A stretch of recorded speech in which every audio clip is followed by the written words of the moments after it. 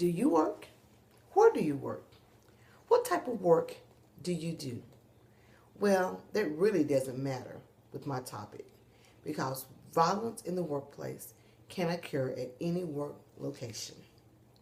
Today, I want to inform you that if you are an employee or a future employee, that you stand the risk of being involved in a workplace violence situation.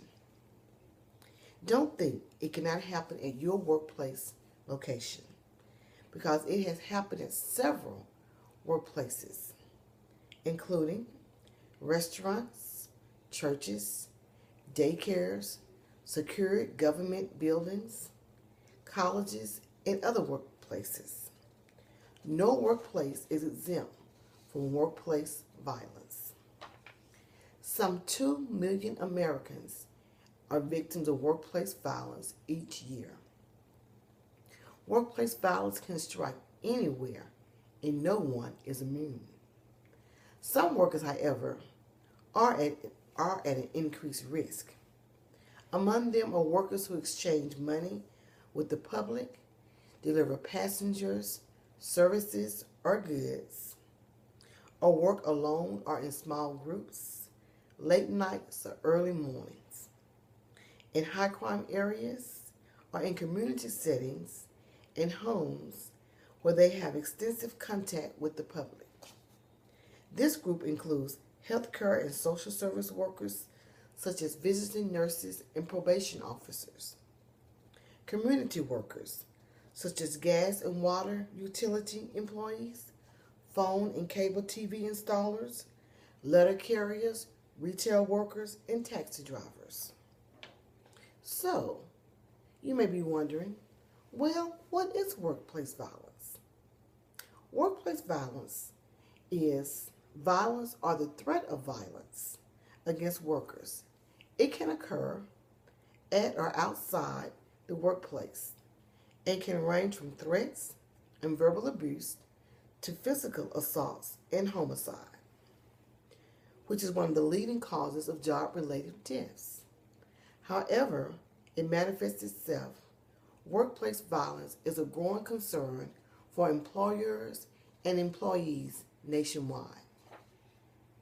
While we never know what goes on in a person's mind that would make them commit an act at their workplace, I think it would be safe to say that everyone has a breaking point. However, there are warning signs of workplace violence that sometimes occurs before someone reaches their breaking point. To help you remember those, I will put these on the PowerPoint, and they are, the first 3 are showing now. Actions and emotions. You should watch out if a person appears increasingly belligerent, hypersensitive, extremely disorganized, or generally has changed his behavior noticeably. Personality conflicts. Is someone angry at a coworker or boss? If so, how is he or she dealing with it? Conversely, one should also be mindful if a person seems to be obsessed with a supervisor or coworker, for better or worse. On the job disputes. Is he or she upset about something that happened at work, including how they might have been disciplined? My last 2. On the job issues.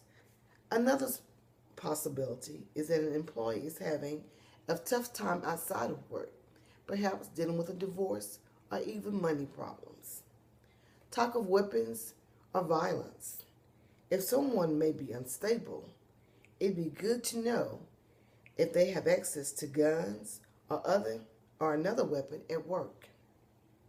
The same goes with if he or she has expressed a fascination with weapons, violent themes, or recent high-profile killings. So what can you do to prevent workplace violence? Know the warning signs and treat all your coworkers with respect. If you know a coworker who has exhibited warning signs of the workplace violence, if you know your coworker If you know a coworker who has exhibited warning signs of a workplace violence, tell your supervisor. Most employers have an employee assistance program as a benefit for their employees to help them deal with on-the-job or off-the-job problems. In addition to saving lives as the number one reason for preventing workplace violence can also be costly for employers. The federal government has said, without being precise about the costs, run somewhere in the billions of dollars. But they did spell out some of the types of damages that it caused, including temporarily or perhaps permanently losing a good employee, psychological damage to everyone involved, physical property being damaged, stole, or sabotaged that needs fixing or repaired, paying more for workers' compensation, and paying more, of course, for security. So what should you do if you're ever put in a workplace violence situation? You should always secure your safety first and then call the proper authorities or call 911. Remember, regardless of your occupation, you stand a risk of workplace violence, and that we are all responsible for helping to prevent it by being respectful to our coworkers and knowing the warning signs. And lastly, since there is no absolute way to prevent workplace violence, remember to always to secure your safety first.